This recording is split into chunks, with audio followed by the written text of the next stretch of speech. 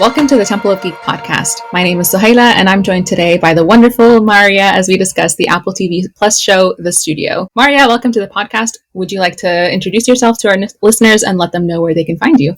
Yeah, thank you for having me. Obviously a huge fan of Temple of Geek. My name is Maria. Watches everything on usually all my social media platforms on TikTok, Instagram, Blue Sky, YouTube, as well as some tweets.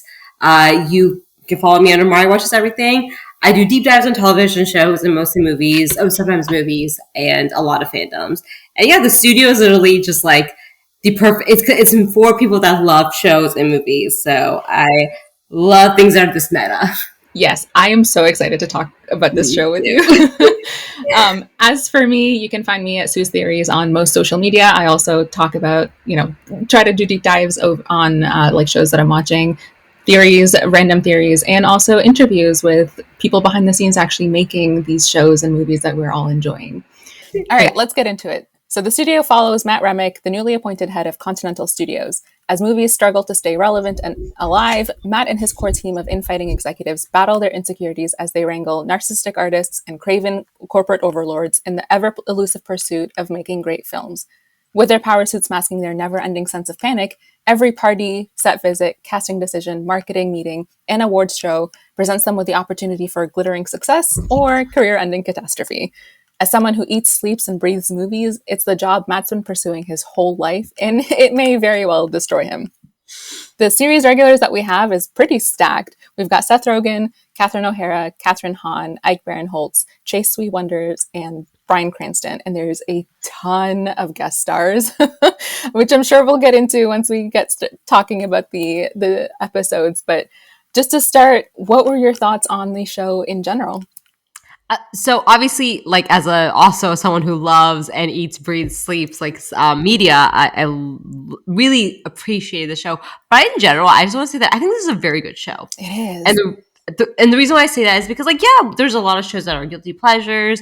They're like breakout. They're like things that everyone wants to watch, or they're like notable for a very famous IP. But this is just like for a original idea breakout season. This is a good show. Yeah. So I just think it's quality. There's a lot of that we will definitely get into this, but there's a lot of intricate, the way they tell the stories, the way they have a film, callbacks and little nods and meta moments. Obviously there's guest appearances, but it's clear that they loved making this show because they love doing what they do. And anyone who enjoys cinema will enjoy the series because it's just so well made. So it's just a good show. That's what I have to say. It's good. Yeah, I totally agree. This is a solid show, and it's very meta, but it's meta in a way that it's made for people who love movies and shows and have some insight into the industry. Mm-hmm. But it's also just entertaining for somebody who doesn't have a lot of insight into the industry. True. Because the way that they do present some of these concepts and ideas and even some of the words that you may not know, like oneer and things like that, they do introduce these things and then they explain it in a way that is engaging and easy to understand for people who don't know, but also is interesting for people who do know what these things mean. So I think it's just a very smart, very well made, very entertaining show in general. Yeah. The performance, it has many layers to it. Absolutely. It's accessible to anyone who is unfamiliar, but also deep to anyone who is very familiar. And that's what good media does. Yeah, right? Absolutely. And it's one of those shows where the topics that they're discussing is creating conversation. Also the show itself, there are some things that we've seen in the show, and we'll get into this later on, but it has almost predicted certain things, happening in the very industry. Much so. Very much so. Yeah. Because again, you can tell that it's made by people that not just love making movies and shows, but they understand the industry, they understand the ins and outs of it, and they understand how things work because they've been in all sort of levels of the industry. Not just as actors or writers, but even directors, even they have insight into the studios and how they work and IP and things like that. So it's a very intellectual show that is also very entertaining. The writing's been great, the acting's been awesome, very entertaining, and very entertaining for people who, again, like us, who love discussing movies and shows and understand enough about the industry that we can get like these things that, like the commentary that they're making, as well as like the jokes and all of that. So Mhm. it's a great watch, and it's pretty solid as like a first season. Um, Yeah, so shall we get into the episode? for sure. We have a little list. All right. So episode one, the promotion. This one was a really great intro, I think, to Yeah, the show. strong start for sure. Yeah, very like right off the bat they're giving us insight into like how studios work. Like you've got the studio, you've Yeah. got like the company that owns them with a board of directors and a CEO, and like the dynamic of like what is important to the CEO and the board versus like the studios and the creatives Yeah. in the actual studio. So we Yeah, get that like exactly. right off the bat. Like Uh-huh. Matt Remick is considered for this promotion, but in order for Uh-huh. him to get it, he has to deliver like a banging idea of a movie for the IP of Kool-Aid. Yep. And he wants to like he sees himself as an artist, and he wants to create art. And so he's like trying to figure out like how to, like, he wants the job and he agrees to using this IP, but then he's also like, how do I also make this into art? And we get like incredible guest star of like Martin Scorsese specifically, and we've got like a bunch more in the episode. But yeah, thoughts on this episode? Yeah. So I think this was like a great introduction Mm-hmm. to the show because it's like it's so good at like because you start out with that scene of you just watching someone making a movie with Paul Mm-hmm. Dano, and this is very gritty action drama where he's like delivering this like villainous antagonist role. Paul Dano, by the way, doing this antagonist role. And then like Matt Remick is there. And I think about at the time he's like a lower level producer. Like he's a lower level in the studio at that time. But He's he's an there on executive, set. but he's not the head of the Executive, studio. yeah. Yeah. He's there on set because he just loves being there, right? Mm-hmm. And I think there's like this there's just this feeling that like, of course, anyone that goes into the industry loves movies. They Mm-hmm. love this art. They grew up watching it. It changed their lives. So like you see that with Matt in that moment. But then like the next scene is him asking his assistant, "Hey, did I get that invite to that Charlize Theron party?" And Yeah. it's like then like it kind of immediately takes you out because then you're like, yeah, this is also what we know about the industry, which is like it's a lot of like just knowing famous people and being popular and going to these fun parties. Yeah, Like rubbing elbows with yeah. exactly. So I feel like it was such a good introduction because it Mm-hmm. shows like the parallels of like, yes, these people love this, but then they also have to maintain this like status quo of Yeah. like almost like their own reputation of who they know and where they get to go. So Yeah. like him having to sell Kool-Aid is so funny because it's like he sees himself as someone who's going to make art, but Mm-hmm. then he becomes a studio head, so he thinks he's going to make these big decisions, but then he has to remember like, no, I have to rub elbows. I have to make sure Kool-Aid looks good. Instead, he like Oh it's man. almost like and it's so funny because like so what ends up happening, I don't know if you want me to go Yeah, ahead, yeah, but like yeah. what We ends up spoil yeah. away. Yeah, so he ends up meeting with someone who like has a great idea for Kool-Aid Well, movie he you had has an mentioned idea it. of a show, or sorry, a movie, Yeah. and then so I mean, he's Yeah, meeting then with he meets Scorsese. Martin Scorsese instead. Yeah, And Martin, yeah, and so what happens is that he's meeting someone to pitch Kool-Aid, but then he also meets Martin Scorsese, who happens to just pitch his own movie idea that happens to do with the Jonestown cult yes, massacre, which, if you're not familiar, involves Kool-Aid and Matt Remick, Seth Rogen's character, very aptly remembers and brings up, and he's just like, "Hey, how would you feel about calling your movie Kool-Aid?" And Martin Scorsese's like, "Sure." And and low key, like I respected him for this because I'm yeah, like, you know what, you're trying to have your cake and eat it too, and like yeah, I think I kind of understand and respect the studio head for this. But then as we watch the events of the rest of the episode, we recognize why he can't. But like I honestly, I'm just like, this is such a brilliant way to talk about like trying to like settle two people that are within you in this yeah, world, especially in this industry. Like you yeah, want to be the artist, but you also want to please what you're supposed to do. hmm, And this is him trying to do that, but like this yeah, is going to end very badly. We can all see that. yeah, exactly. And I think Yeah. also like from the start, you can see that there is like a separation between the people creating movies and the studios that are funding them. With Yes. how, like, as soon as he goes on set that first in that first scene, they're not really impressed with him, and they're not really like welcoming him. Like they're not like, they're seeing him as like, oh, you're like the number pusher, which kind of, I The mean, I money guess this, guy. yeah, exactly. You're the money guy. And even if he like wants to actually create art and participate in the creation of art, the industry doesn't see like studios, like people from studios, as being part of that necessarily. And in some Yeah, ways they see them as being like,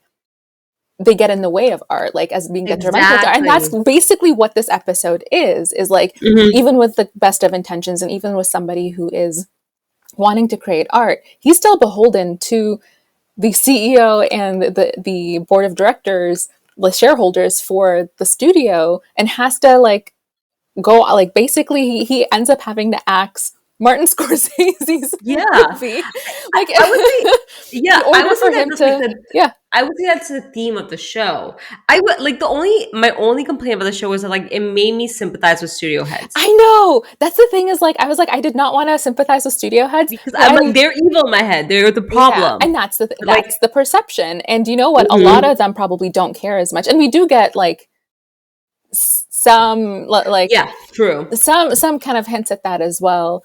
But even like, this was, I think the good part of this one is showing that like, even if they did want, even if they care about art and wanted to create art, it's not just solely on them, and they're not always able to provide an environment for that to happen. Yeah, And Martin Scorsese delivers a like a great performance when he finds out at the end that they like, because he buys the screenplay for Martin Scorsese's film in order to yeah. create it, and then he realizes, oh, in order for me to like keep my job, I have to not allow Martin Scorsese to make this movie. And so he Yeah. spins it as like, And oh, I bought the screenplay to kill it so that the IP of Kool-Aid doesn't have and any negative it's associations, and and it's so just breaks funny apart. because like the obviously the artist in me is like, but it's a brilliant way to make a movie about Kool-Aid, Right? but in a way that is artful. Yes. But at the same time, unfortunately, like you said, with the whole studio heads and the money, whenever someone wants to make a movie on an IP, Hmm. they're doing it as essentially a glorified ad. It really is. It really is. It's And like marketing. I like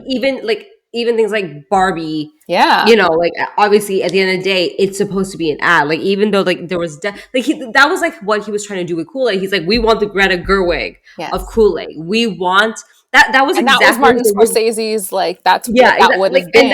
and that's how I really appreciate that because like Mattel is such a capitalistic machine. Yes. Like that when you think of Barbie, all you should think about is capitalism. Oh yeah. So whenever you think of Greta Gerwig, it shouldn't make sense, but like that's what kind of sold it was Greta Gerwig, right? And she made a deeper story. Like, yeah, we can have our criticism with Barbie, but she made it more than an ad. Right.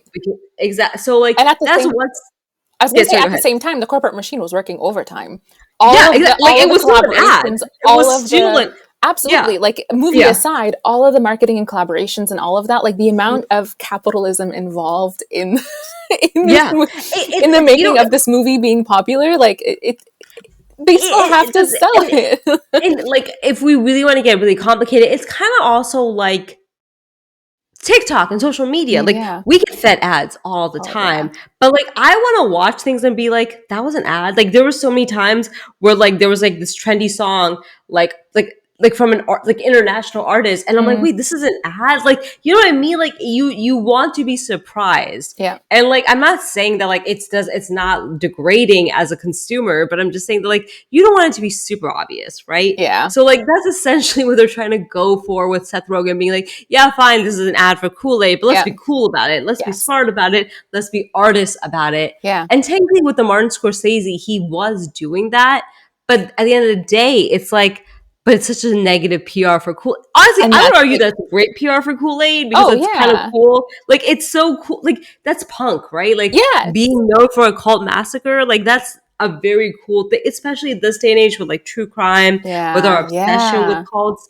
I feel like Mormon Wives is one of the best shows that's come out right now. Like we clearly love cults, but like you know, at the end of the day, Kool Aid's gonna hate that. So like that's where they lose their money. And it's So not even it's about, just like all those intricacies, you know? it's about the risk as well. They're not willing to risk the Exactly. potential that having a movie like the one that Martin Scorsese wanted to make, they don't want to risk the fact that that could give them a negative perception. Whereas you're right, it Exactly. could be very much punk, and it could be something that the public does Yeah. perceive as a good thing, It's a but they don't risk even want to of it take that all. risk. Yeah, and it's also like a commentary about like how art doesn't take risk anymore. Yes, that is Industry doesn't true. take risk anymore. The reason that they go after Mhm. these IPs is because there's already an established brand with Exactly. established brand awareness, and like people know these brands and know like some things about them, and so when you actually use that brand, it's whether it's an IP that exists within like the entertainment, like whether it's, you know, sequels to a franchise that already exists, or prequels, or a retelling, or an animated version, Mhm. or whatever. It's very low risk.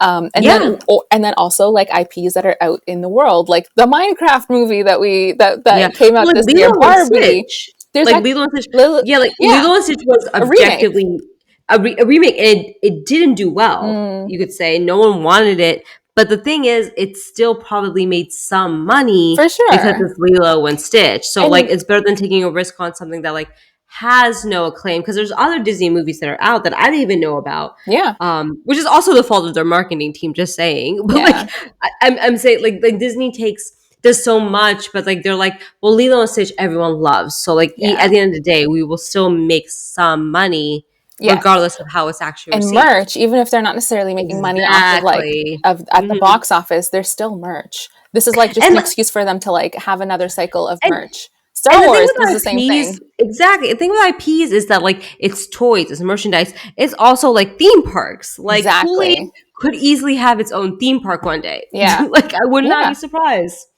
They will make at least 3 movies of that franchise. I'm sure of Yeah. it. And it's funny Yeah. that they picked Kool-Aid because it seems like outlandish, but art imitating or life imitating art. Literally, this was like a month ago, 2 months ago. While the studio was coming out after this Yeah. episode, there was news that a Hershey's chocolate movie is in the works, starting Alexander Exactly. Daddario and Finn Wittrock, directed by Mark Waters from Mean Girls. Yeah. Like literally, like life And imitating art, and but as it's like someone who lives in Hershey. Pennsylvania, an hour away from Hershey, Pennsylvania, there's literally already a theme park with Yeah, Hershey. and the thing, So like it's already an IP as yeah. well, and they capitalized on it. And they also like I don't Mhm. think it's also a coincidence that this is coming out after like the Willy Wonka movie also Exact. recently Oh, good made point. right. It's Very like good point. another Yeah. chocolatey thing, and so they're like, oh, we could make our own with Yeah. Hershey's. You know what I mean? Yeah. And I think I forget what it was, what movie or what IP they were referencing in this episode, but they were basically being like. I think it was Barbie actually that they were referencing directly in the studio. They're like, well, if Barbie can do it, we should be able to do it Yeah. with Kool-Aid, right? And that's like how the Exactly. studios Like are looking at these things. yeah. Like, oh, if like Minecraft is able to make $1 billion at the box office, then like, you know, And Minecraft. another Exactly. studio will be like, okay, well let us do the same thing with a Yeah. different IP. Yeah, It's and kind like of a way of the thing is, like thinking. everyone can like the thing, like as like I think you and I can understand this too. Like as people who are like we critically look at movies, we want to see something that like Yeah, inspires us. Like things like like Minecraft and Mario Party, like or the Mario movie. Probably yeah. we're like it's like a money grab, but the thing is, they make billions of They dollars. do, and they put so much money and marketing behind it. And here's Yeah, the thing I've noticed as well, just like as a trend, is like these IPs that already have like history to them are the ones that they push with their marketing as well. And so then yeah, it sets it up for success. Whereas IPs that don't have the marketing, let's hmm say Sinners or Mickey 17, like those are usually, yeah. I mean, I guess Mickey 17 was technically based off of a book, but it didn't have like the IP Or recognition. like I movies for like kids, like because technically Kool Aid, Minecraft, Mario Kart, Lilo and Yeah. Stitch, these are all kids movies. But But even like even like kids, Marvel and yeah, yeah. Star Wars and like those and Like like the Alien and Predator movies coming out and yeah, these there's ones. there's a new Pixar movie that I saw a commercial for. I'm like, I haven't heard anything about this, and Hmm. it's probably because like there's no child's like so I just actually was visited so a lot of my nieces and nephews have been visiting me because like for like I've just been hanging out with family more, and like they don't know the new characters, they know the old ones that their parents know that they told them, like they know Elmo, Yeah. they know Frozen, they Yeah. know the things that they've comes before them. The new stuff is really hard to sell to children. It They'll know Mario, they'll know Kool-Aid, they'll know yeah. Minecraft, But at the same time, all of these stories started somewhere. Frozen true, was not yeah. known until the first movie came out, like what, a decade It's a ago whole or conversation something? of taking a risk again. We Exactly. And don't there's take risk yeah. anymore. And the thing is, and what I was trying to say with like movies like Sinners and Mickey 17 is like studios aren't necessarily providing like a marketing budget or marketing these Truth. movies like in Yeah. a way that would make them successful. Like, yes, there's like obviously the interviews and press junkets and whatever, which I don't know how much of the public watches these things, honestly. Like, I Yeah, mean, we're true. in the Good know point. of like We what's do. coming out We and like, eat it up. yeah, and like I Yeah. know like what's coming up like pretty much Yeah. every single month I've down the watched line. every promotion from Materialist. Yeah, I don't think the layman knows this movie's coming out. I have no. watched every single interview. And that's the thing is Like like I feel like there isn't like it's like okay, we've already spent money on making this thing and they're not investing in the marketing exactly. also. And Yeah. so they're not setting it up to succeed in the box office. Sinners, the marketing for that one was predominantly done by like by Ryan Coogler. Like I don't think a whole lot or and word of mouth. Mickey 17, I don't even know how much But marketing he meant and and that's someone who watched both movies oh, late, it's brilliant. I didn't know they were coming out the weekends they came out. See, and that's the thing as well is like now you Yeah. don't really know what's coming out when, and the ones that Yeah. you do know about are like the big blockbusters, and And not like like the sort of individual ones. And people aren't going to the theaters as often. Like before, people exactly. would be like, And I "Hey, was gonna say every week, every 2 weeks, or whatever, we're going to the movie yeah. theaters together." And Now it's not. and the issue is it's like the whole conversation of risk is like I can't blame them, and I think that's the whole point of the movie, Yeah, this show, the studio, is to kind of like yeah, fine, we hate that we empathize with a studio head, but at the same time it's also show the reality of it that like yeah, unfortunately aside from movies and no one goes to theaters, shows don't even last past the season. they're They not. don't get more than Yeah, 13 episodes at best. Like it's so hard. The fact that Quinta Brunson has 22 episodes for Abbott Elementary is an accomplishment. yeah. Whereas like that used to be the norm, That used to just be a the few norm, years and it was ago. yearly releases, and it was weekly Exactly. So like releases, and you would get and shows would get contracts for 9 seasons yeah, after three. Like so the risk, I understand why they're scared to take a risk because the reward is even harder to get now. yeah. And and I And feel it's like this is actually streaming yeah, as I feel well like has it's a affected the yeah, model because you don't get like with network TV you get yeah, all of these ads that can fund these yeah, things that money whatever show yeah, either the first time it gets aired or reruns or whatnot, that's money going back to the studio from these shows airing on network yeah. TV And from I the feel ads. like Streaming doesn't have that anymore, although yeah, and I feel like it's a commentary, a complaint, a like a criticism on the pattern that has been yes, happening. yeah, And like yeah, I think the whole that's why Seth Rogen did this yeah, was to say like yeah, maybe we are in fault as studio heads, but also we have a lot out of our control too. Again, it's not to sympathize necessarily, yeah, but it's to shed the reality of it. and they have to Um also go like by the trends that they see in the industry, whether exactly. or not those trends actually like are correct or make sense or whether because sometimes those trends are like a bubble. But he was I really on point with the trends because like, you even brought up the Hershey Kiss thing, and like I brought up the whole and there's actually a Jonestown show coming out on yes, HBO Max by Bill Hader, who's another comedy like actor yeah, who's now into serious roles, just like Seth Rogen, and it's very interesting how it's like life imitating art, and it's like it's exactly, not just because he predicted things, it's because he knows the patterns. Seth yeah. Rogen knows the patterns of the industry that he could predict these things. Yeah. And also the other thing too is I feel like cycles now are so much tighter and so much quicker. Even though Yes, shows that's a take good 2 years point. to Yeah. make, they do start production like pretty early on. And so they have to make a decision early on. Are we going to renew this or not? And like the show has to make like an impact or has to hit numbers right away. They don't even give Yeah. it a chance to like really breathe or get a following within a year even or whatnot. Like there are some shows that have been canceled like as soon as they've gone to streaming or like just after or Yeah. while they're still streaming or still airing. And it's like, Mhm. that's crazy. How are you making this decision so quickly? And it's like, it has to be a hit right away. Whereas shows back in the day, sometimes like the first season, it would take like a season or two So for it to really yeah. find its following. Mhm. And I mean, budgets obviously have been very different and like release schedules. There's also like a ton more competition nowadays with Yes. all of these streaming platforms doing their own things.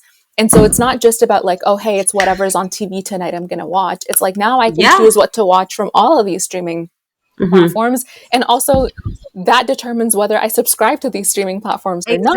Exactly. And every streaming platform has its own like costs, and now it has its own raises, and it has its own bundles. I Yeah. mean, and like again, like I don't blame them because as someone who's a consumer and a subscriber, and also Yeah. considers herself wanting to be part of this, like I get it. Yeah. But it's a very different There's time. layers.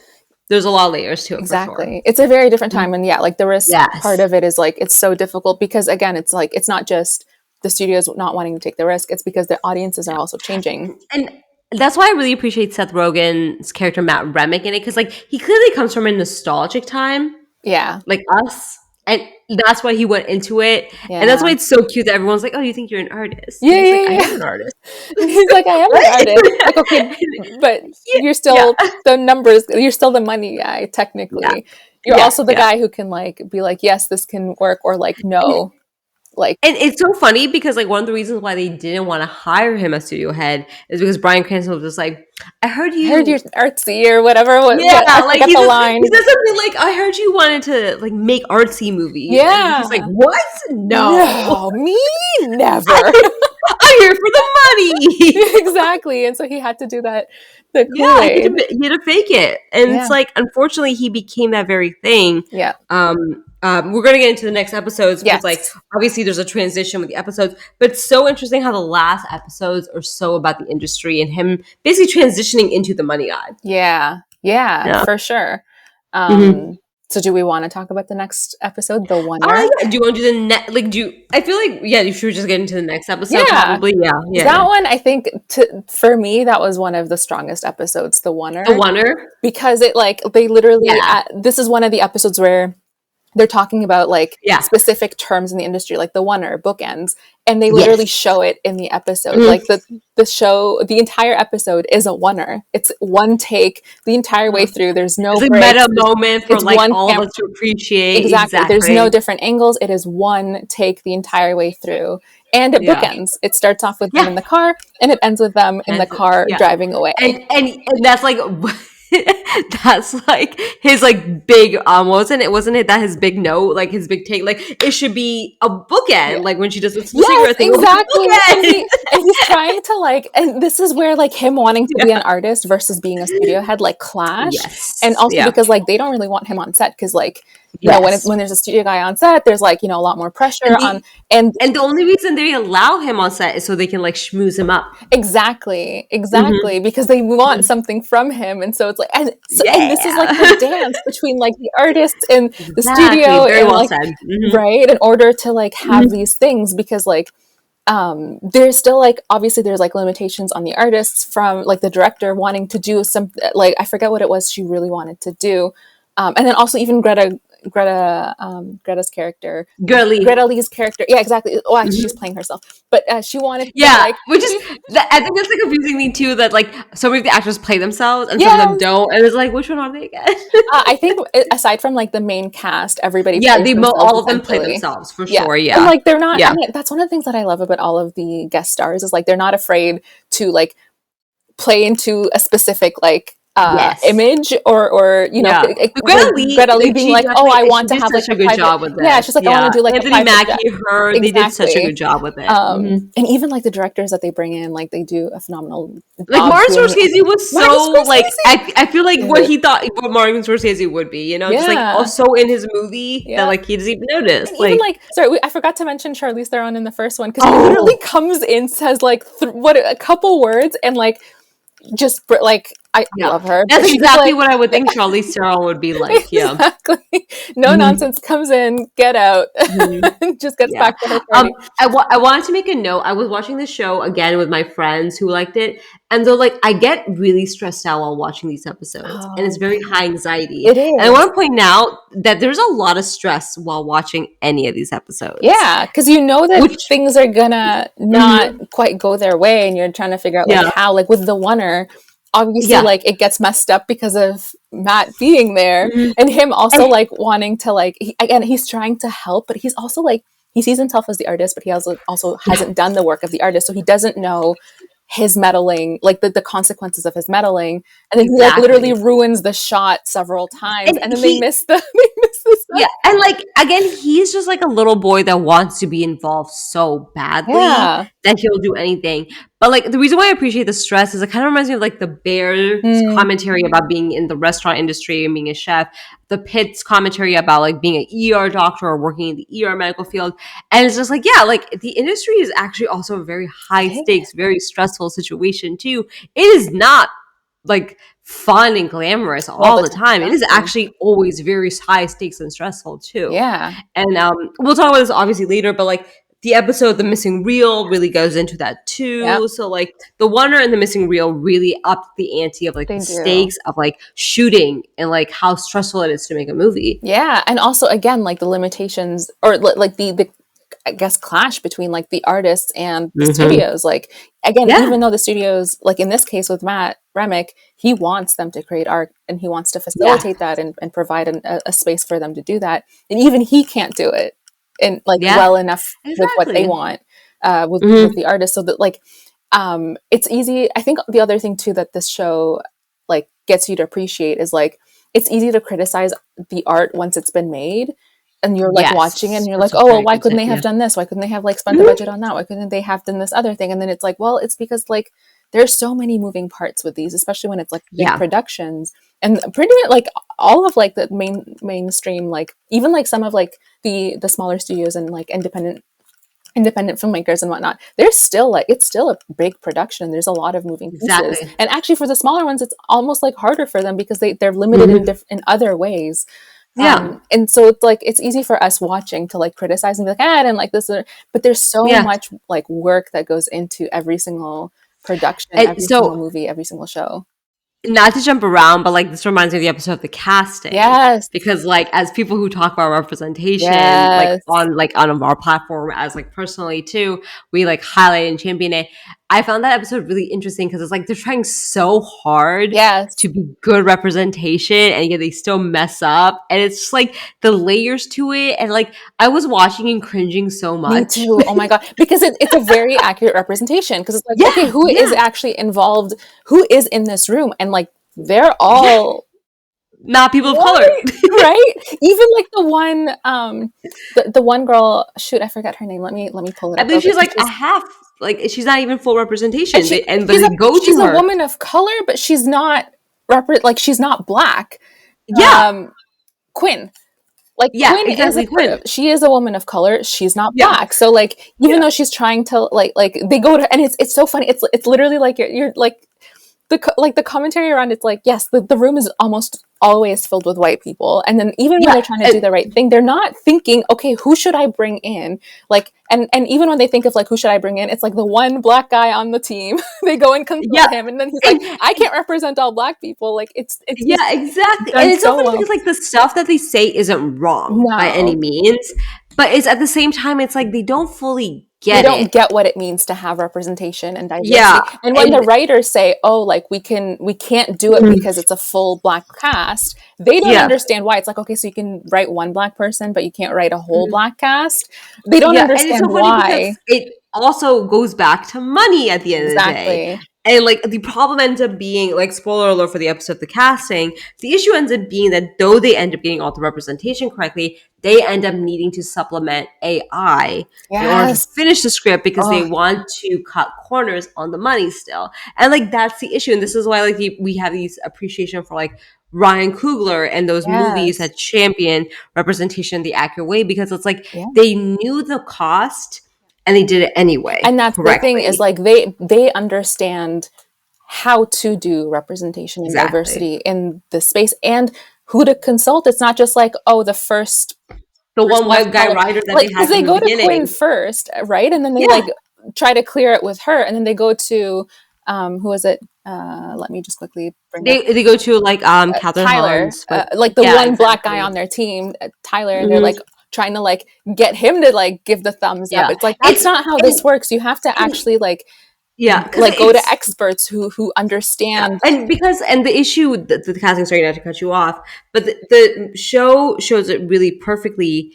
is because it was the afterthought. Yes, It's after they hired the director, the writer, they cast everyone, and then someone's looking at it and they're like, "Wait, was this racist?" it's not even just an afterthought. It's because the Yeah, room itself is not diverse from the beginning. exactly. It's And so both. they're Like not so going to the be able yeah, to address any of it. And they don't have a committee or anybody that would like if they exactly. had some sort of committee of Yeah, people who are and so actually like professionals, not just like oh the Muslim person that I know or the black person that I know, yes, right? exactly. If people Yeah, who are actually and professionals and can evaluate these things, if they had that from the mhm. beginning, they wouldn't have had to go through all of this mess. And the reason why they don't have it from the beginning is because it was never important to them from the beginning. It's because the studio does not prioritize that in general. Exactly. And because it's going to be like another like thing to spend money on. Yeah, I found that whole like episode really interesting because they went backwards. Yes. For me, it's supposed to go forwards. By trying to be diverse and inclusive, they went backwards, and they literally went down to like fully racist, and then they had to pull back. So it's like the conversation we always have, like they do representation for the sake of representation. They add these little parts of representation thinking this would be enough. Like, let's have one woke conversation here. Let's have one outfit here. Let's have one hijab here. Let's have one Adhan here.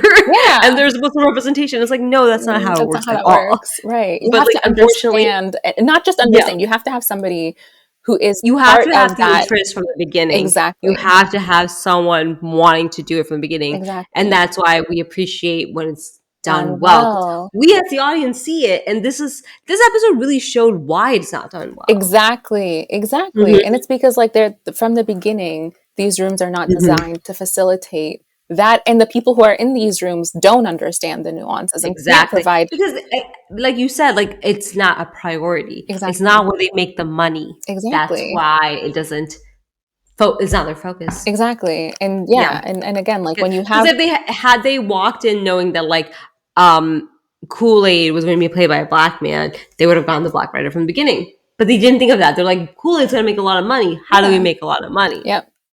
And then they retroactively like, oh no, let's not be racist in the process of this. Yeah. Because now that's not cool, and that will make a lot of money. Yeah.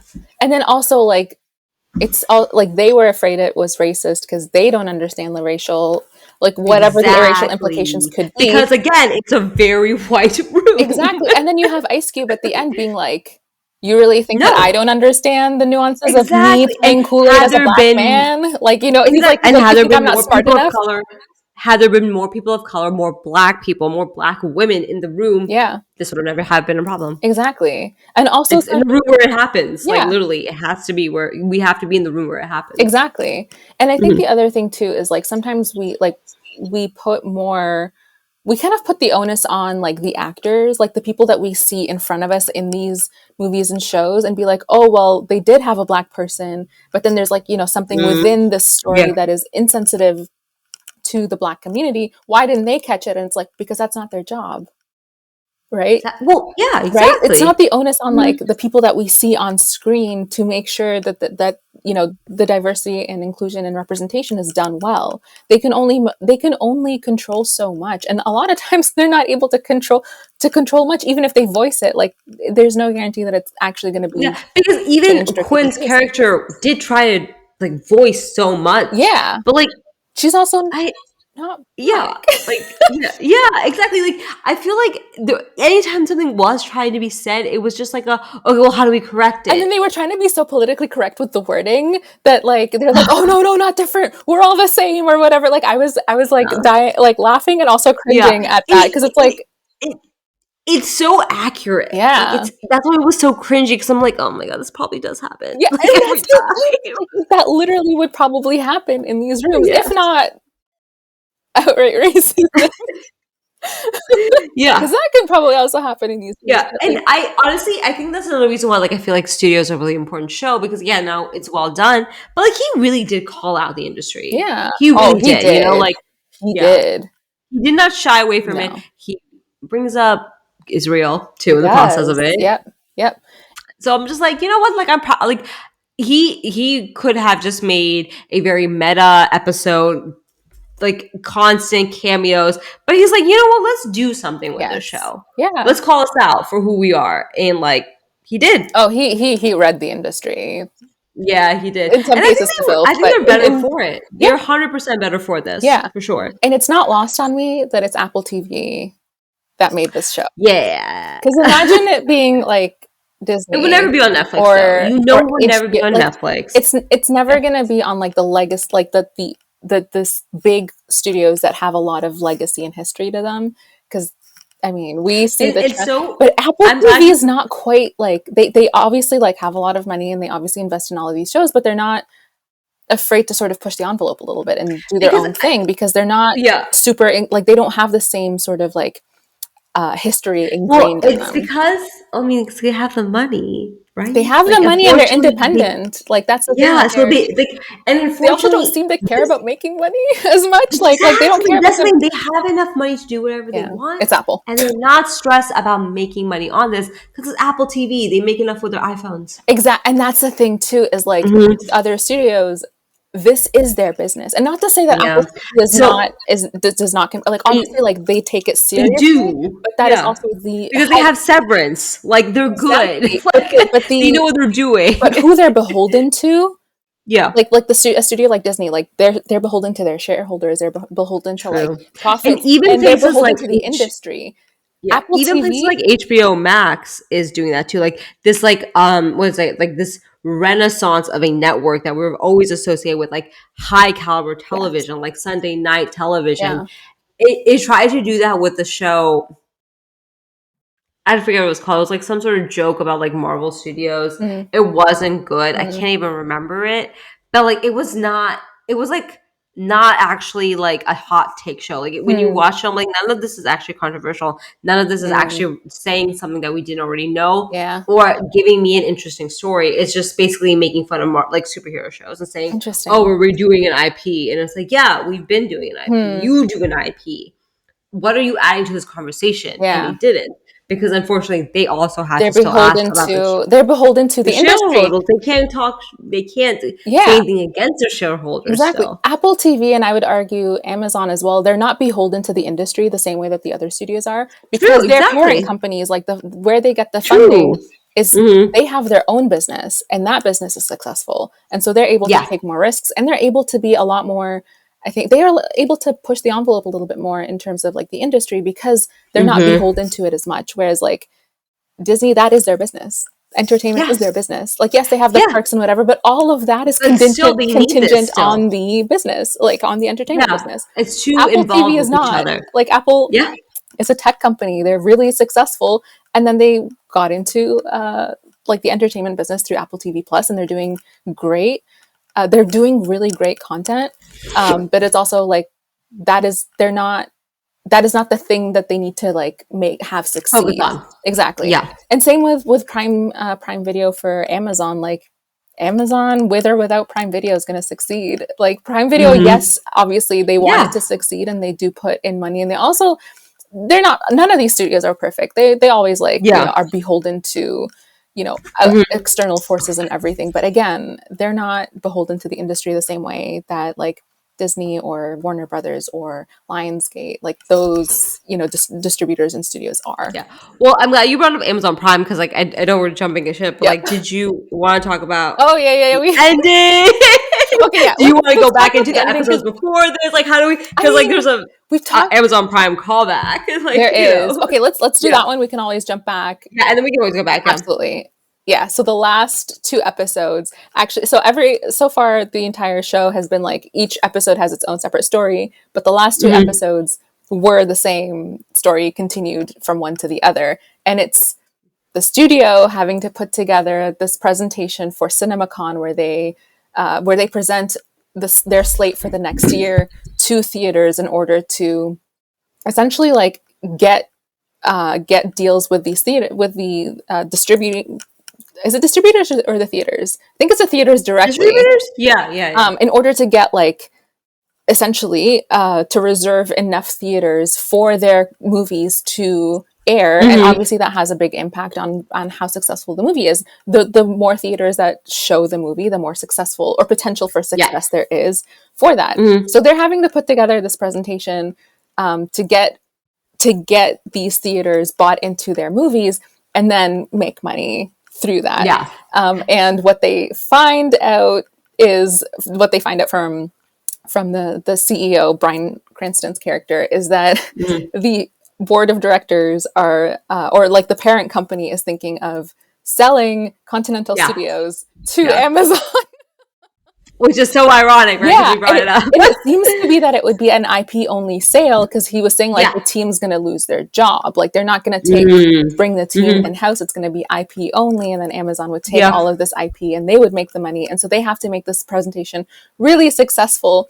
They have to get these contracts with the theaters in order to essentially have something that they can leverage against the board of directors to keep Continental Yeah. Studios under And their management yeah, and I not sell so it. like I think what I found really interesting about this is that like up until now, like there's like this buildup of a show because like though I would say the studio is like almost anthology, like you Mm-hmm. could watch every episode as like a one-off. Yeah. There's obviously like a build, like they have the Kool-Aid movie.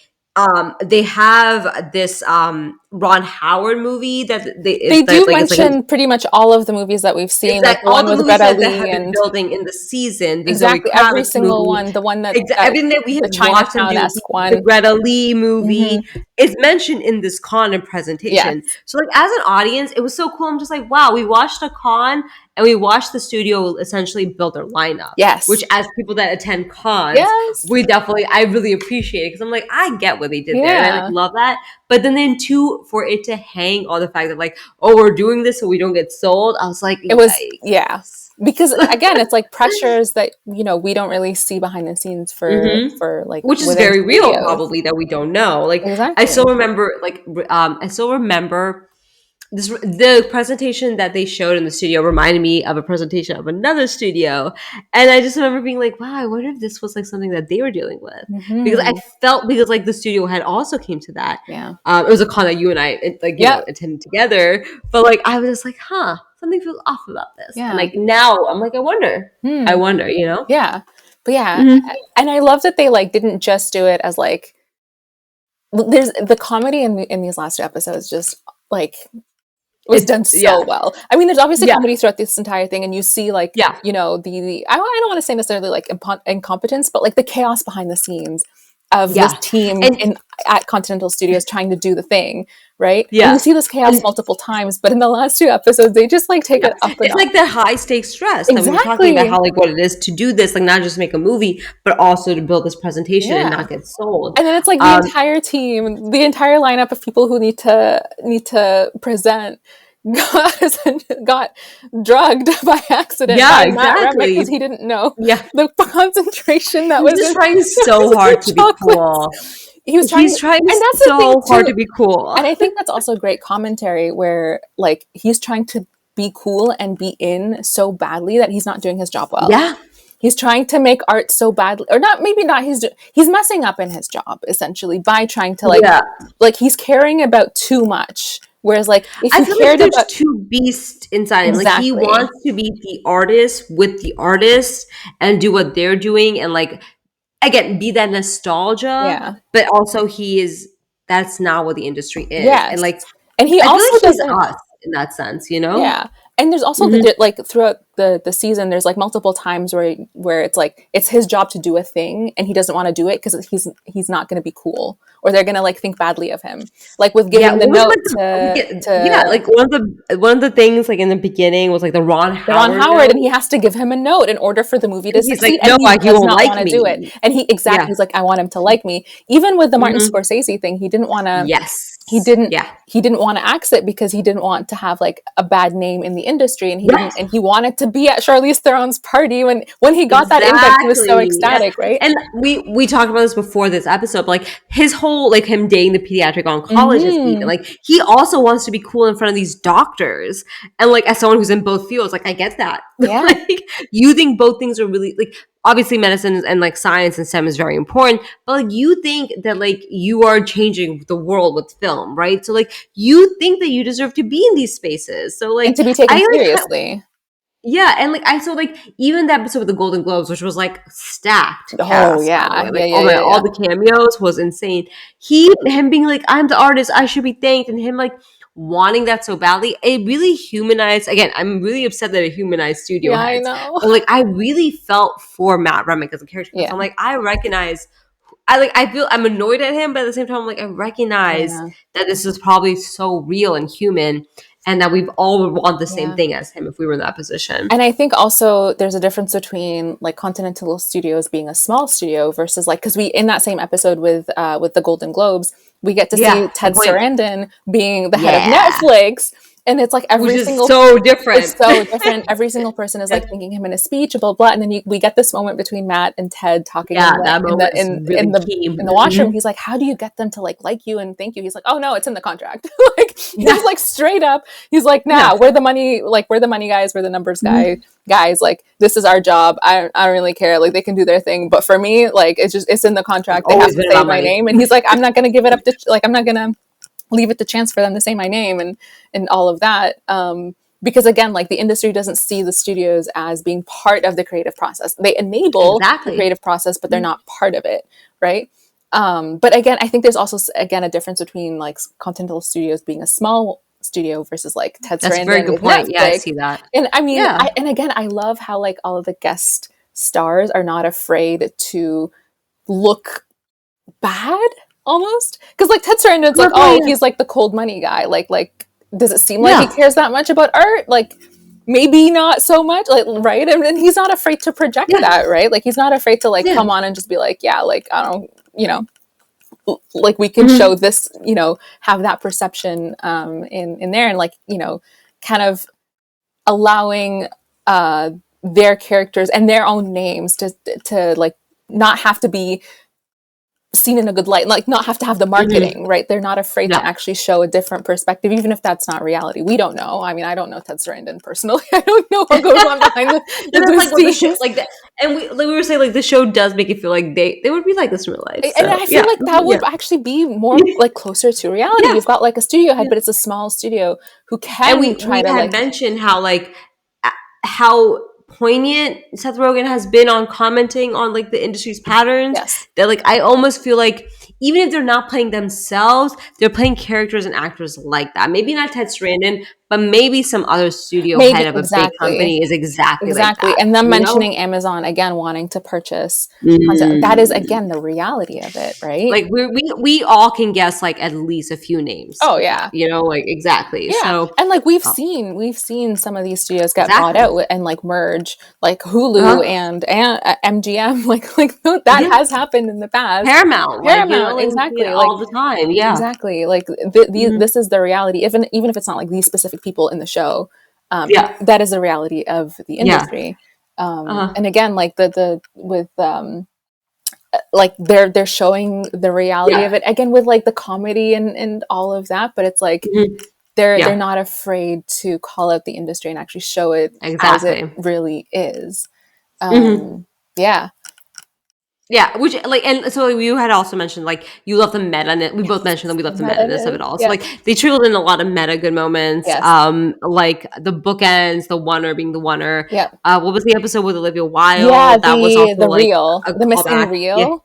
Where they talk about like the movie essentially that's being made is like a sort of Chinatown-esque sort of noir mystery type movie, and then like there's this whole scene where they set it up really well. That's the thing that I really appreciate as well, is like they set it up well, and it's not just like, oh, we put the scene in just because like, to make it meta.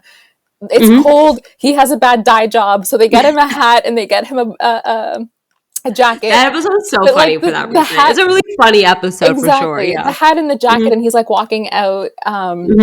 Make him look like he's some sort of like detective in a noir mystery. I would argue that the presentation with the Weekend at Bernie's bit is also very hilarious for that reason.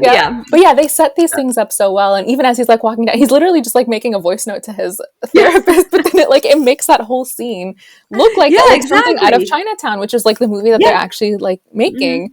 Calling back, it's like a detective noir essentially, right? So like and then the whole episode is like this whole like mystery with the light, the color grading is even like a mystery whodunit sort of scenario of like like who did take the missing reel and trying to like, so like I love the meta-ness of these episodes. Speaking of the color grading, I really like that the opening presentation is very 80s and very nostalgic as well. I wanted to talk about this. That is all the title card, and the fact that they like put the name of every single episode. I love when shows do that. Especially when we don't get that anymore. No, we right? don't. I have to like look at like the little bar and like move, like see what the title is. It's really funny. It's really interesting how they're able to make the show have this hue of nostalgia with being so present. Yeah. Because there's a color grading, there's like their clothes, their Even the clothes, movies, what yeah. they're doing is very present day. But like I swear, the way it's shot with the hue and the like way they like approached it with their like aesthetic essentially gave a nostalgia vibe. And it's like it's again another like duality of his Yeah. character, like Seth Rogen, Matt Remick's character. Yeah. And I think the way that they like they've shot some of these scenes and like even like some of the scenarios you mentioned, the weekend at Bernie's, like there's nods to some of these like older, even I think the one shot, I can't remember what it was like a callback to, but like when he goes to see Catherine O'Hara's character in the first episode after she's been essentially like fired and he's taking over her job, Yeah. and then we get this like beautiful like scene of like them Yes, of sitting like Hollywood studios. exactly Yep. with the palm tree and whatnot, like there's like this feel of like nostalgia, like nostalgic Hollywood in there, and the posters too. Exactly. I haven't figured them all out, but there's a few that I've figured out, like the posters that they're playing homage to. Yeah. There's one for The Sting, Vertigo. Yeah. I think I think Alfred Hitchcock Presents maybe an inspiration for one of them, and maybe Disaster Yeah. Artist. But there seems to be like the posters that they've made are like also playing homage to these Yeah. older Also, I classics. don't know, we didn't get a chance to mention this, but their Instagram account has Oh, made fake promotional posters for their movies for the what Continental Studios yeah, did. and we see I those, have pictures of the Kool-Aid. I have the and we see it in the CinemaCon. Like when they're walking yeah, in, yeah, they yeah. have So like the entire they lineup but of. before that episode released, Oh, they had they that released it before. on their Instagram. Oh, nice. I Yeah. love when I love they when they have take it. fun with Yeah, the promotion, and you yeah, can tell that they exactly. had a lot of fun with the Yeah, so they promotion really went deep and actually with invested like in the art of promoting. Like this exactly. yeah, Exactly. Okay. Um, but yeah, no, like I think overall, like yeah, the show was very good with being meta, with yes, being playful and fun and not serious in certain episodes, and then also just like bringing it all together with like the commentary about the industry. So yeah, like this is why I said it's such a good show because it has a little bit of it everything. does. Yeah, it yeah, and again, like like the comedy really like ties it together. Again, It this very is an does. The entertaining performances show, are so well so done. well done. All of the cameos are so good. I Mhm. wanted to ask if you had a favorite. I know it's hard to like every. So I really love the casting episode. Like, Yeah, yes, it's a cringy episode, yeah. but I'm just like, yes, this is like something that I think we were missing Mm-hmm, mm-hmm. in TV commentary because like nothing against like obviously I love a good meta. One of my favorite shows is Community. I love anything Yes, that's meta. I loved like the Ron Howard episode. I yes, really that one liked was really obviously the good. pediatric oncologist one spoke a lot to me as someone Yeah. who's in medicine. But like the casting episode, I'm just like, I feel like we really needed this. Like Yes. I think this was something that will actually change.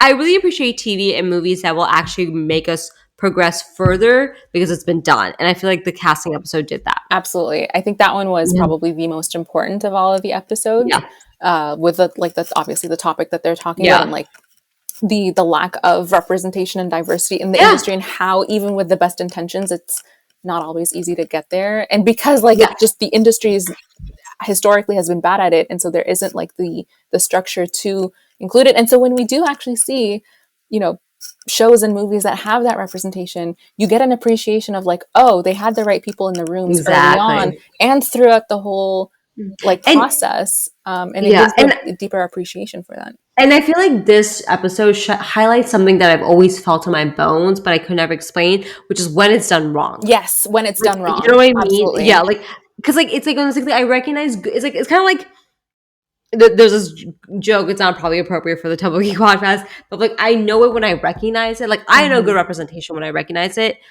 but I can't explain what bad representation is all the time. You know what I mean? But like this episode explained it exactly what I'm feeling. Like Yep. that, like, oh, it's an afterthought. This was never a priority. This was not in the writing room. This was not in the production. No one of color was in the room. Like I was just like everything that like I know was probably behind the scenes of making this movie, they showed. Mm-hmm. And they showed why it was a problem. And I'm like, this is what I feel when I say bad Yeah. representation. And like, I just don't think we get that. We've never had this conversation before, I Yeah. think, in an industry level. Yeah. And I think it's also really like poignant for this conversation to happen and for this episode to happen now, given the Yeah. push Yeah. With to the DEI exactly stuff. the Yeah. push against DEI that is happening in the Mhm. industry. Yeah. And I mean, like, we can talk about why all we want, that doesn't matter. It's still happening, right? It is still, Exactly. it is reactionary. It Yeah. is catering to the really loud voices that are against Mhm. the woke and the DEI and all of Yeah. that sort of stuff. And it is a reflection of our like society currently, and specifically Western society, like Yeah. with the pandemic and everything. Like, it's just when you get an economic situation like this where like things are not going well, there tends to be a shift towards the And right, it also shows that like intentions aren't enough. and intentions are not enough. Exactly. Yeah. And There like I has think that's the other issue, that like we can say like, oh, but we care and we want, and it's like, yeah, but it's not enough. it's not And this is why. exactly, and it's Yeah. and exactly, intentions aren't enough. You have to Yeah. bring in You the have to right, work on you it. have to work on it, and you have to like Mhm. not just try, like, because at one point they were like literally tiptoeing around the right words, like they didn't want to, Ice Cube. they literally didn't want to say the word black, right? Like, and it's like, Yeah. okay, who told Exactly. you couldn't say that word? You know, like, I think when they started looking at the average American dynamic and they're like half an Asian or something, I'm like, yeah, oh my God. yeah, as soon as they started doing the percentages, I'm like, oh my god, that is 1000% conversations that Like have been I had in these yeah. rooms, and this is not the way to do it. And I then they're like, oh well, what if we get like somebody who's like half Asian and Jewish? And then somebody was like, oh well, technically, what was it, technically I think Israel is in Asia, and so like, what if we get a Jewish person? Then it's like, that's Asian and Seth Jewish, and Rogen it's like, said that, and we know how significant it is for Seth Rogen to say that. So, exactly, like, yes, and like that's why I feel like that's why it's like the only thing I enjoyed a lot of episodes. I happily had favorites. Like, I think I told you like the war is really funny yeah, to that me. one I was really funny. love that episode because I love the back and forth. I love the edits that I saw. The Like throwing I of think the cat. the burrito Oh, the burrito throwing is so was good. so good. And how it just crashes like the whole like Like the whole I the love sequence zany. of like Oh, just the way that it just cascades into absolute yeah. madness was I, so good. I I don't know what that is. Like I love moments like that. I Yeah. love this like slapstick comedy Yes. moments of like how things escalate. And like so that moment I'm just like, And the this is finale like does part of it the as reason why well. Well, I guess yeah. technically CinemaCon in the presentation Yeah. when they're trying to essentially Yeah. like find Exactly. Prince, and then like it's like they find him whatever, and then he falls off the railing into the boat, and Yeah, then he's like gone. I it's love it. goofy slapstick comedy and not it's like almost like outrageous nonsensical stuff in these moments, and it's just like I love when they do Yeah. this too because like again this is one of the reasons why we watch movies and TV. Yeah. But like the casting episode, I'm just like it was just like the more I think about it, I'm like the better it was. Like it was so It was good. It so was just good. such a good Yeah. episode. And not to say, But and what's there, your favorite? oh man, oh that's hard. Yeah, it's they're Mm. all so different too. That's the other They thing. are all very different, and they like, you get something out of each one. Yeah. The Note, I think, see, Oh, everything, that's I a good think The one. Note surprised me a lot with Ron Howard's Yeah. performance. I mean, I knew he was going to do a good job, but like just how like good it was. And again, that one has Hmm. like the meta-ness of like what he's creating as an art film, and then also his own like personal journey, Yeah. like within the, I don't know, it's hard for me to pick one. I think maybe the one that I enjoyed, I don't know, I kind of want to say like The Oneer, and because of just how meta it was, and again like the chaos and all Yeah. of that, the obviously like casting that one like being like really important. Mhm. But I think the one that I probably like just like laughed and just enjoyed the most, or that like, yeah, the ones that I enjoyed the most just for the sake of comedy and fun were the last two episodes. Like, I count those as Yes, sort of like valid. the Yeah. same thing, because they Mhm. like It was the a very story, good ending. exactly, Mhm, just like the chaos of it mhm. all. Yeah. But yeah, like just the entire show is pretty solid. I will say like the ones Yeah. that I enjoyed maybe like less were The War and Pediatric Oncologist. Even though The Yeah. War, I did enjoy the comedy of it, I think because all of the episodes leading up to it The were episodes very were very meta, solid. I was Exactly. like Yeah. expecting The War to be meta, and there was an Yeah. opportunity for them to actually make it But meta, but they didn't. yeah. So I think Yeah. like maybe when I watched it, I was like, oh, it felt like it was maybe not Mhm. as strong as the other ones, but on its own, it's a very strong episode still. So yeah, I don't like, Mhm. they're all really good episodes, Yeah. and they And all I would agree the pediatric oncologist one the is the weaker yeah, episode. but that one, It's that one has a Yeah. lot of like really great conversation around it. Like we were talking Yeah, before it's this more episode. Matt Remick's character, but I'm just like overall though, it's funny. I was watching it with my friends because I visited my childhood best friend over the weekend, and they were like, "We have to catch up on the studio." And Yeah. the next episode is pediatric oncologist, Mm. and I'm like, "You can skip this episode." Yeah, you know, And that one. I'm like, trust me, skip this Yeah. episode. It's just like it will be a down, like it will just like slow you down. Just keep watching afterwards. I Yeah. think the conversations from that episode are interesting, but the episode It's a good itself, like when you watch it back later, like what like I was yeah, just like if you're already slowing down, watch the next episode and then watch that one later. You exactly. know? You're right. Yeah, I think like, yeah, yeah, I think for that yeah. one, I was getting a little bit annoyed with Matt's character.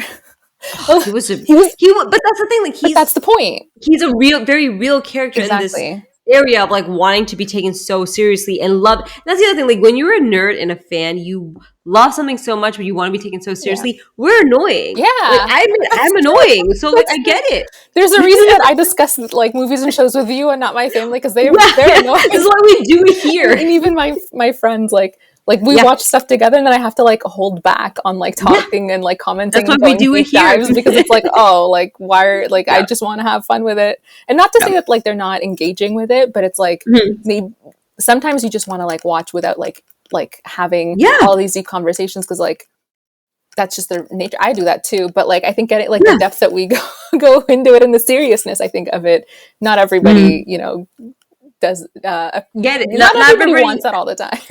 And that's like the nice thing about the studio is like some people can enjoy it without getting so deep. Exactly. And then there's us who could get really deep Really about deep it. with We it. love that. But yeah, with a Yeah. pediatric oncologist, I think like the important conversation that comes out of that is STEM versus art. And we were Yeah. talking about this before. Can I be? I'll be right back. Yeah, My yeah, mom go was for it. calling me really quick. I'll be right back. Sorry, so sorry.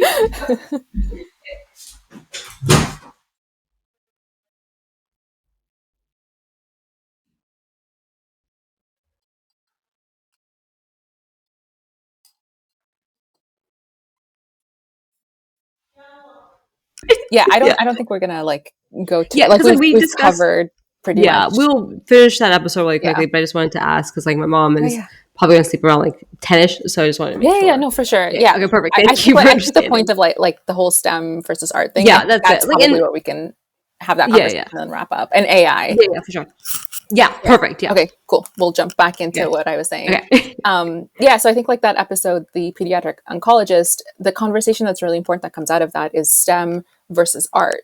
And like art Yeah. is the reason why we it's the reason why we live, but STEM is is how we live. Like we Exactly. as society, like we can't function without STEM. But then if all we have is STEM and we can't actually have the creativity and the art and the expression, then what's the point? What's the point exactly? What's the point of And living? yeah, and like this is why that episode, like I will say, it's not the strongest episode, but I appreciate this episode because as someone who like went to medical school, existed in medical school, and then changed her career to be in arts, I've had that conversation. I've Yeah. been Matt Remick, but it's honestly kind of true. And I'm not saying this in the sense of like I feel really frustrated that my med school friends don't watch these movies and don't have these feelings, but also that like they just think it's like a money grab. They don't see it as art. When I have that conversation, they're like, "You're talking about something that's insignificant," and I'm like, "I Mhm. don't think you realize the impact it really makes." And I also don't mean to say in a way that devalues what you're doing, Exactly. but like but like I get Matt's frustration because it's just like, why can't we both respect each other? Exactly.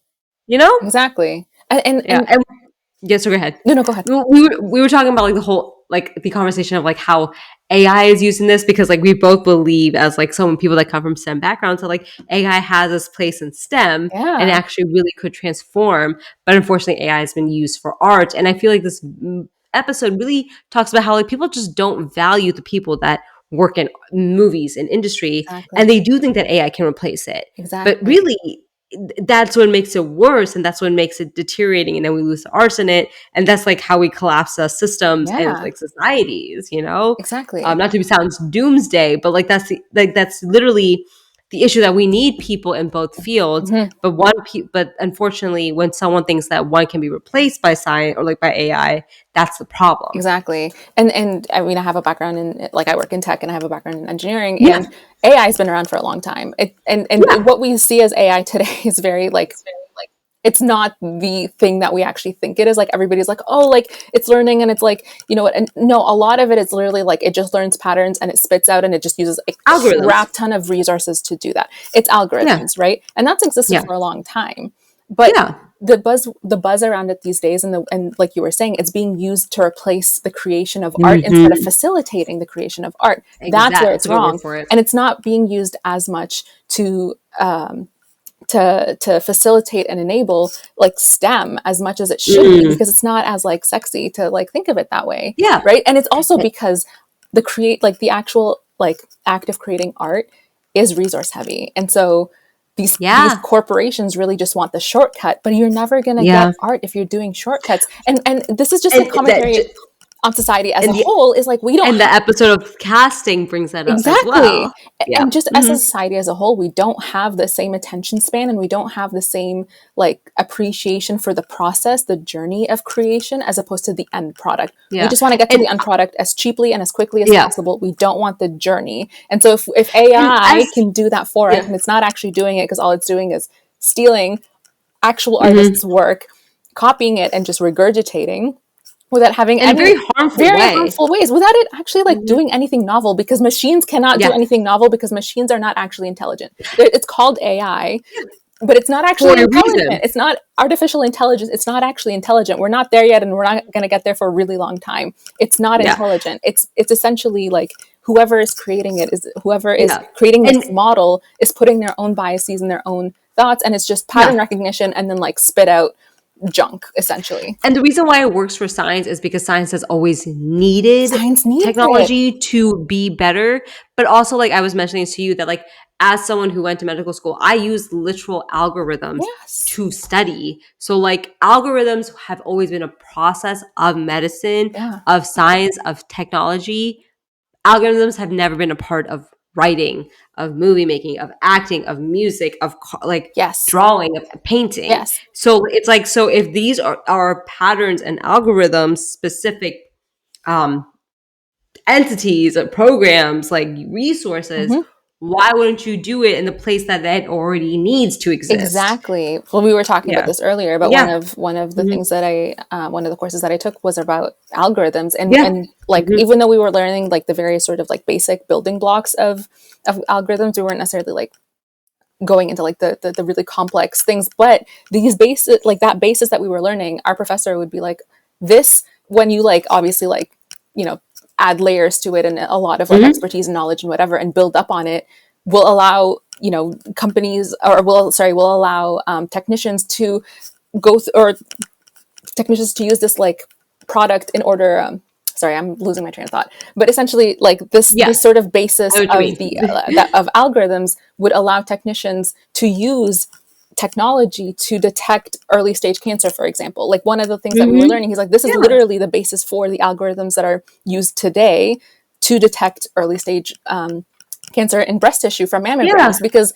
it's like you were saying, like it's supposed to facilitate, you know, the like STEM, like all of these really important things, and Yeah. like detecting, for example, breast There's cancer always in been a tissue. place for it There's to always a facilitate place for it, and them. it makes it Whereas quicker, like it makes it's it more now been accurate. forced into being forced into Exactly. being replaced by Exactly. it, you know? Yeah. And like again, these things are not actually creating, because it's not actually intelligent, it's not Yeah. thinking, like It's it's just a regurgitating, like model. you said. Exactly. And you can use these models for good in these industries, like you were saying, like in tech, Mm-hmm. in medicine.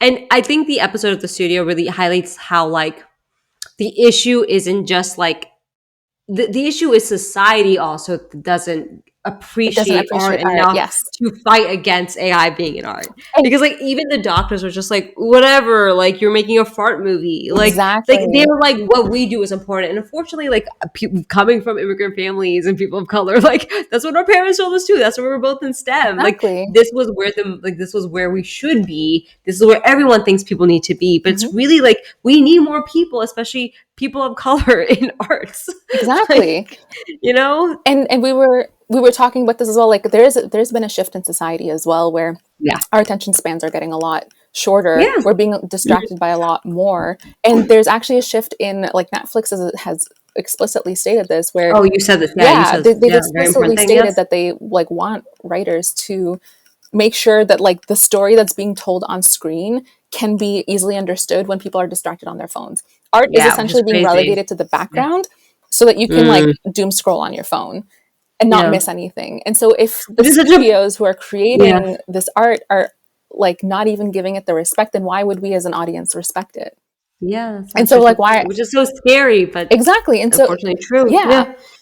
And again, like with whenever there's like economic shift like we're in since the pandemic and even before that, honestly, we've gone through Yeah, true. even before that. But whenever there's like a shift like that, economically, you tend to see like governments will defund arts Mm-hmm. and community services, and like community spaces no longer become accessible. And so there's like this shift away from the arts and it not being as important. But then you get to what you see as a result of that is like we as a society end up having a lot more like mental health issues because we're not we don't Mm-hmm. have that sort of like creative aspect to us. Outlet. Exactly, we don't have the creative outlet, we Mm-hmm. don't have these like places and you know the reason to live is Mm-hmm. being Exactly. taken It's like away what from you us. started out with We're saying that just like surviving. art is why we live, Exactly, science is it's how we how we live. It's live. very And different. they're both Yeah. essential like Mm. as human beings. Like obviously like one we cannot actually physically survive without, but the other one we Yeah. cannot mentally survive without. Like Yeah. And like and before people say, oh, you're getting too deep with this episode, but at the end of the day, why did he date a pediatric oncologist? Why did he make sure this episode had this? And mhm, I just feel like there's a commentary about it for because he sure, could have dated anyone. Why a exactly. pediatric Mhm. oncologist? Exactly, and it's to like Yeah. Yeah. make that Make that commentary. point. Yeah, Yeah.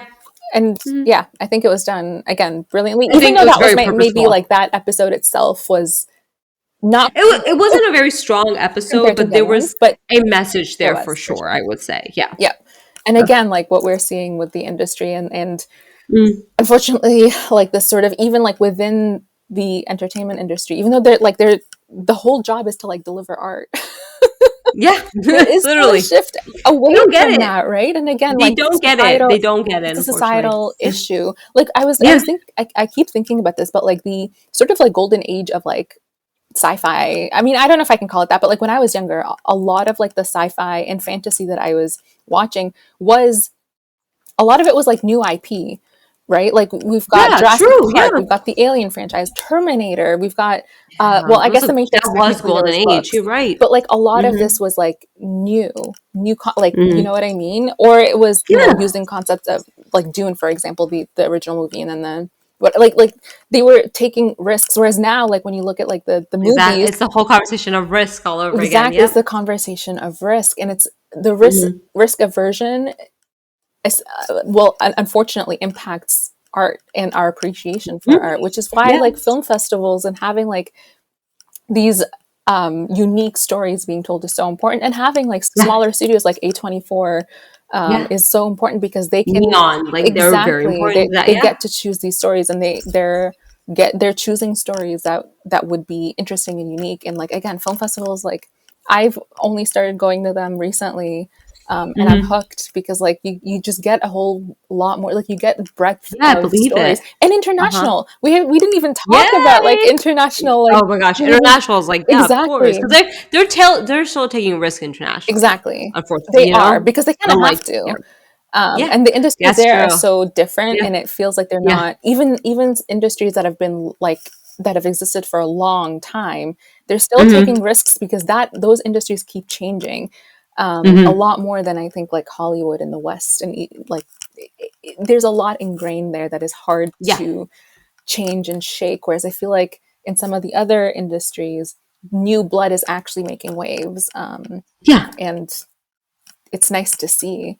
And even Uh, and like Bong Joon Ho said it like perfectly. Like if you can yeah. get over that little 1 inch, I know, the right? 1 inch, space at the bottom of your screen, aka the subtitles, you will end up like like consuming art that is done differently than what you're consuming just I mean, like simply. we've talked. I don't know if we've talked about this, but like, so it's so funny how so many IPs are copying K-pop and like Korean dramas Yeah, and anime, yeah. right? Like, they're literally copying international They stuff. are. That's like, oh, because it's in a different language, no one watched it. But it's Mm. like, no, no, no, no. We all know where it came from, though, you know? Yeah, Mhm, absolutely. mhm.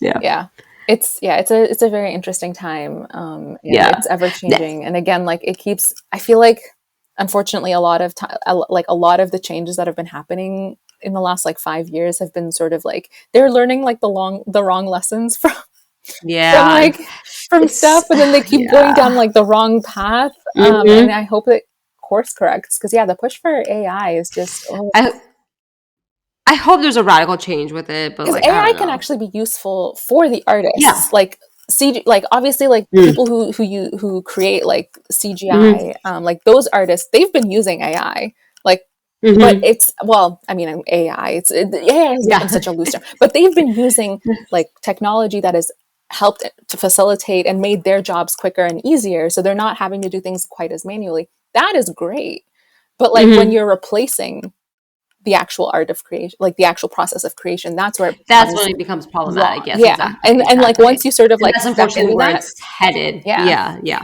yeah. Yeah. And then even like now But yeah, changing like the actual performance of certain like actors, it's like, how, like, and then people winning awards for right? it. And it's Yeah, like, like but it that got wasn't actually really your bad. Yeah, performance.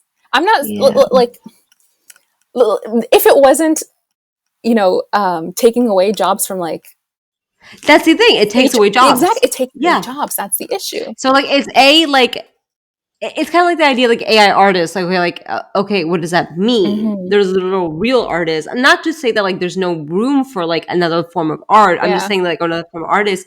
But unfortunately, like that someone else could have done it in a talent. Like that, Yeah. someone else has that talent for it already, Exactly. though. Someone you took a job away from someone, and I think again the studio's episode of the casting brings that up. Like he took a job away from other writers by hiring the AI Exactly. because it was cheaper, Exactly. and that was the whole like that's why it was a problem. Yep. Yeah, Mhm. exactly. And it's never going to be done as well as humans. Yeah, and it's never and like even if it's just but like in like regardless of how well Or it's even done, if it's it is, clear that like they exactly. don't care that Exactly. it's done well. They just want to get it done. Exactly. And that's the sad part about it. Yeah. And then Mhm. exactly, and it's like, where are the limits? There are no limits. Exactly. There's no if we don't set out limits now, there will never be limits. It's And the kind of like the reason there's, conversation of like child labor laws with TikTok, like with social media. There's been child labor laws, but there's never been child labor laws with social media. So exactly. now there's all these problems after the fact. Yeah, So it's like that's essentially like what happens when these industries of like if there's no laws before it, then it's going to be abused. exactly. And that's the thing with like there not being limits with AI, because like they're Mhm. scanning people's like bodies, and like it's like, okay, so if Yeah, there's no limits exactly. on what they can do, it's like, okay, so we pay you one time. Actually, the Yeah. show upload BoJack does this. upload comments on this as well, where they like, there's essentially like, I'm not going to spoil the whole Yeah. thing, but essentially there's like an actor within that world that they like scanned once, paid for him once, and then they've like Yeah. used his likeness billions of times, And BoJack did it and before he's that. never gotten any, yeah, and he's never gotten like, BoJack, yeah, yeah, like BoJack Horseman did it before that, and he won an Oscar for that technically too. yeah, so it's like, So where they is the predicted the limit? future with Yeah, that. oh Yeah, yeah, for sure. yeah. um It's really, but and like now the studio is doing that as well, but it's also actually being a commentary it of is, present day. exactly, they're using it as Mhm. commentary. And in Yeah, one of the episodes, I forget which one it was. Oh, it was the casting episode. They yeah, like, they were so focused on like the diversity and not the AI, and then as soon as like somebody asks about exactly. AI, and it just like Yeah, destroys the and it's credibility. probably like a future like telltale that like right now they're so stressed about racism, and 10 years they're gonna be so stressed about AI. Yeah, yeah. Mhm. And yeah, man, at the strikes, that if it almost feels like the strikes like they didn't achieve what they set out to do, which is like give Yeah, rights to the artists. yeah.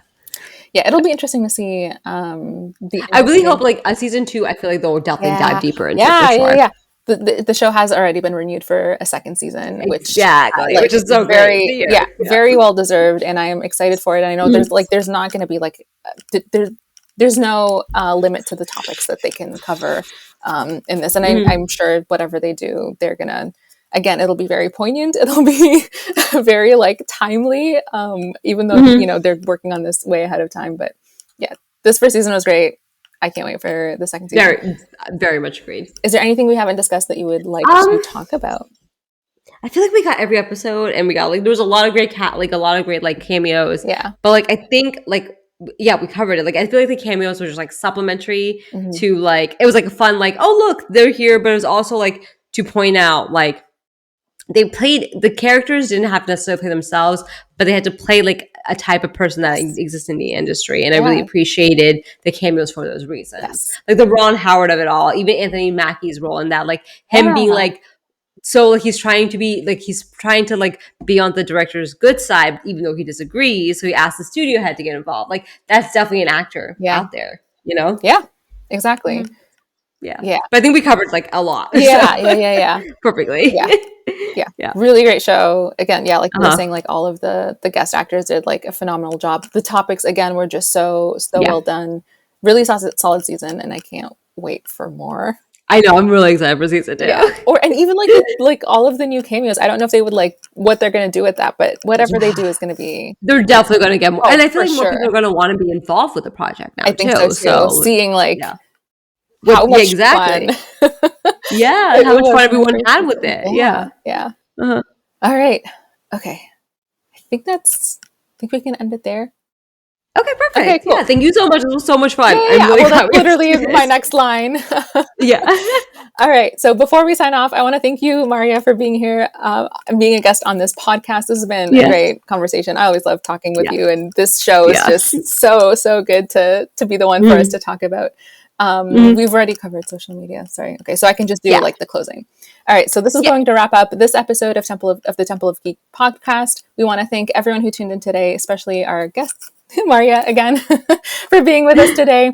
If you have any questions or comments, feel free to hit us up on TikTok. We're also on YouTube. We have our own Discord, Blue Sky, and our website, templeofgeek.com. And if you want to check out some of our other episodes, you can head over to templeofgeek.com and see all of the content that we have there, articles, interviews, podcasts. We've got a lot there. So thank you so much. And that's it for today. Bye, guys. Bye.